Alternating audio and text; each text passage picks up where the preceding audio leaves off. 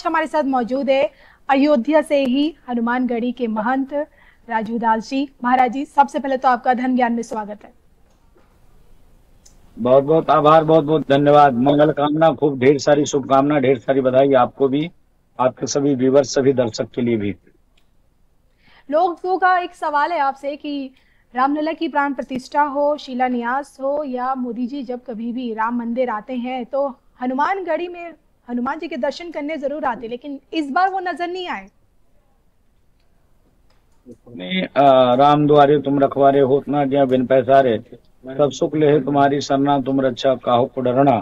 हनुमान जी राजा के रूप में विराजमान है। राम जन्मभूमि के मुख्य द्वार पे हनुमान जी महाराज का दुर्ग है और हनुमान जी निरंतर राम रसिया है और राम स्वभाव, राम भाव, राम भजन के साथ हनुमान जी निरंतर ठाकुर जी की सेवा और पूजा करते हैं। तो मुझको लगता है कि हर सनातनी हनुमान जी का दर्शन पूजन करता है। उसके पहले पूज्य उत्तर प्रदेश के यशस्वी मुख्यमंत्री माननीय योगी आदित्यनाथ जी महाराज ने उनकी अर्जी लगाकर कल ही गए थे। इसके नाते प्रधानमंत्री जी आज डायरेक्ट राम मंदिर पहुंचे।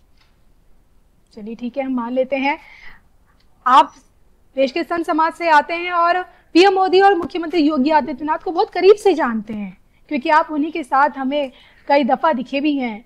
आज आपसे जानना चाहती हूँ कि इस ध्वजारोहण से एक तस्वीर पूरी दुनिया में वायरल हो रही है। आगे आगे मोहन भागवत जी, उनके पीछे पीएम मोदी और मोदी जी के पीछे पीछे सीएम योगी जी। ये तस्वीर क्या दर्शाती है? इस पर आपकी भविष्यवाणी क्या कहती है? नहीं, कहने का भाव यह है कि अगर देश में प्रधानमंत्री मोदी जी नहीं होते, उत्तर प्रदेश के यशस्वी मुख्यमंत्री योगी आदित्यनाथ जी महाराज नहीं होते, तो भूतों ने भविष्यति राम मंदिर का निर्माण कतई संभव नहीं था। जिस प्रकार से मोदी जी के नेतृत्व में, योगी जी के नेतृत्व में संघ प्रमुख पूजनीय मोहन भागवत जी ने आज उस राम मंदिर की भव्य विशाल मंदिर में ध्वजारोहण का कार्यक्रम किया।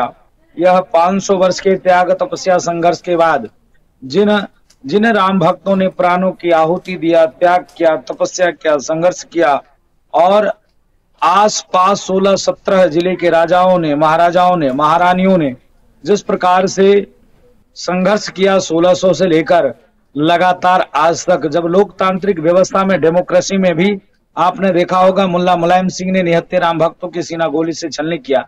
जब डेमोक्रेसी थी, लोकतांत्रिक व्यवस्था था, प्रजातंत्र था, जब संविधान का राज था, तब भी गोली हिंदुओं को खाना पड़ा। जब समझो 800 वर्ष तक चोरों ने राज किया, 200 वर्ष तक गोरों ने राज किया, 1000 वर्ष में क्या प्रताड़ना और क्या हिंदुओं के ऊपर बीता होगा। तो कहने का भाव ये है कि आज जिस प्रकार से योगी जी के नेतृत्व में, मोदी जी के नेतृत्व में, माननीय संघ प्रमुख मोहन भागवत जी और संतों के आशीर्वाद से राम मंदिर पर 76 बार की लड़ाई के बाद 5 लाख से ऊपर राम भक्तों के प्राणों की आहुति के बाद जो आज भव्य मंदिर का निर्माण हुआ, उसमें ध्वजारोहण, सनातन का झंडा लहराने का कार्य और काम किया। तो समझो 5 करोड़ हिंदुओं ने जो प्राणों की आहुति दिया, आज उस हुतात्मा कार सेवकों का, हुतात्मा राम भक्तों का शहादत का वो आज पुण्य फल का प्रणाम स्वरूप है कि आज देश के यशस्वी प्रधानमंत्री जी ने राम मंदिर पर धर्म ध्वजा फहराया है। लेकिन जो ये ध्वजारोहण हुआ है, क्या आपको लगता है शास्त्र के अनुसार हुआ है? शंकराचार्य अभिमुक्तेश्वरानंद सरस्वती महाराज बता रहे हैं कि मंदिर में ध्वजारोहण वाला तो कुछ है ही नहीं कॉन्सेप्ट शास्त्रों में। ध्वजा उतारी और चढ़ाई जाती है। द्वारिका जगन्नाथपुरी का एग्जाम्पल दे रहे हैं। कितनी, अब मैं उनसे पूछना चाहता हूं, अब अभिमुक्तेश्वरानंद जी को पाकिस्तान जाना चाहिए, अफगानिस्तान जाना चाहिए, बांग्लादेश जाना चाहिए, सीरिया, ईरान, इराक, लेबनान जाना चाहिए। वहां क्या शंकराचार्य सिर्फ भारत के ही हैं क्या? क्या अन्य देश में जो हिंदू हैं उनके नहीं है क्या? उस हिंदुओं की आवाज भी तो उनको उठाना चाहिए।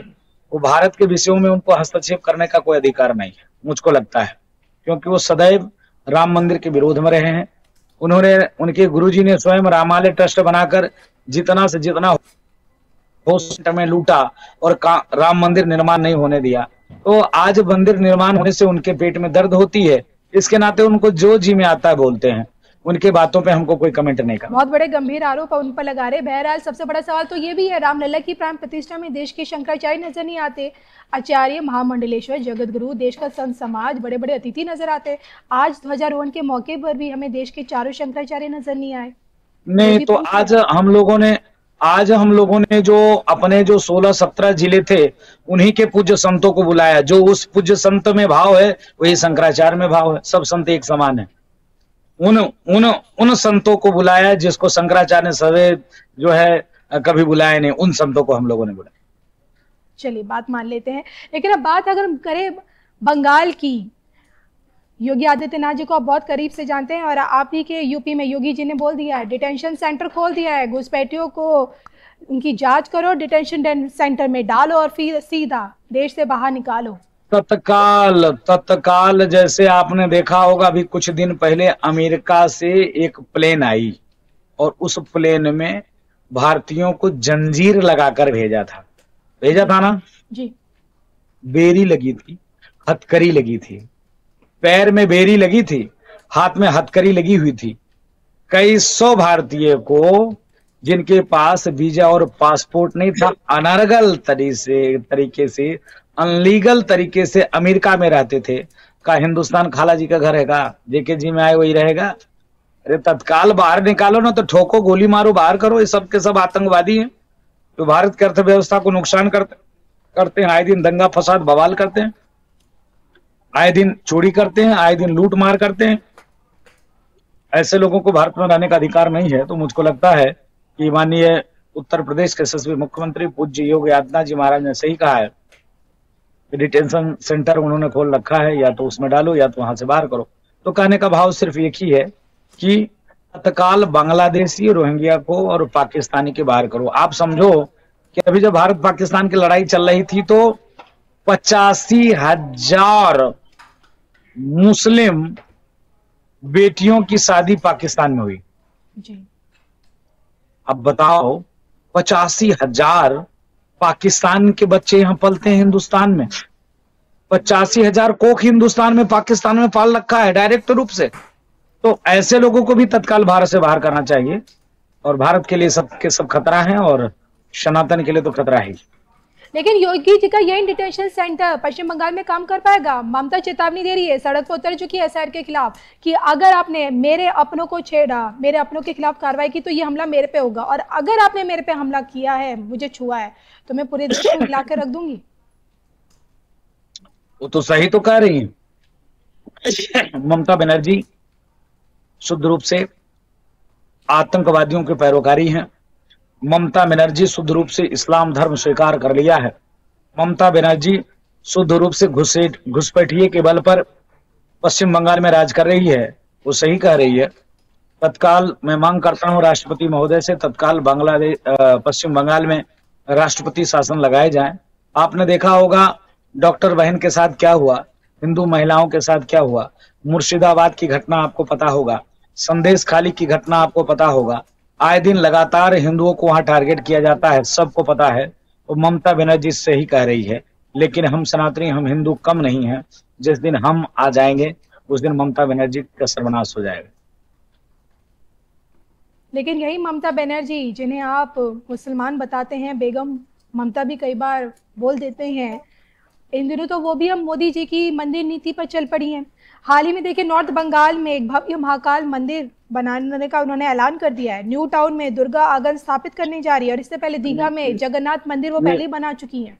यहाँ उनका सनातनी रंग भी तो नजर आता है। ये कालनेमी है, कालनेमी। एक मंदिर बनाकर 1,000 मंदिरों का सर्वनाश कर देती है। एक हिंदुओं को गले लगाकर 1 लाख हिंदुओं को मारने का काम करती है।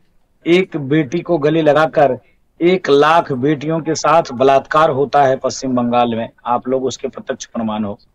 तो हम ऐसे नरभक्षी कालनेमी के ऊपर विश्वास नहीं कर सकते हैं। इनसे हिंदुओं को सावधान होने की जरूरत है।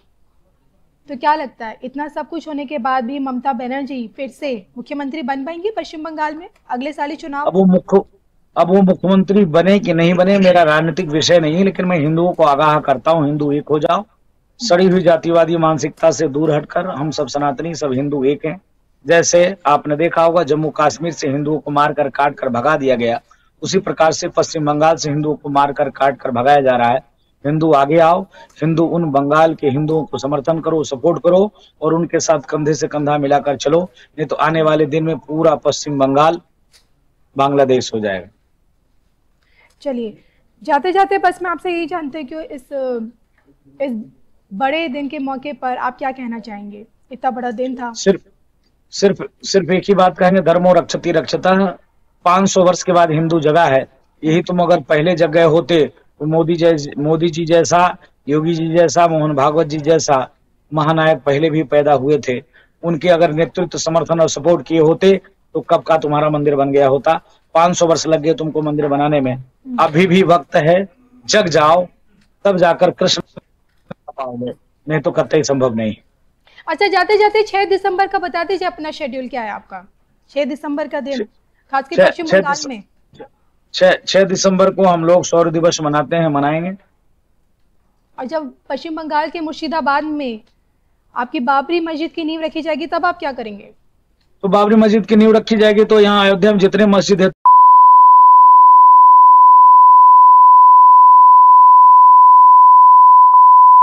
अगर वो मरना चाहते हैं, अपना मंदिर तो अपना मस्जिद तोड़वाना चाहते हैं तो वहां नींव रखें। तो ये आपका खुला चैलेंज है ममता सरकार को? एकदम खुला चैलेंज है। अगर बाबरी मस्जिद की नींव पश्चिम बंगाल में रखेगी, अयोध्या में 26 मंदिर है, अब यहाँ पर जितने अगर वो मुसलमानों को तो बाबरी मस्जिद का नींव रख कर देखें। हमसे जुड़ने के लिए आपका बहुत बहुत धन्यवाद जी महाराज जी, और अपना कीमती समय देने के लिए भी बहुत बहुत नमस्कार।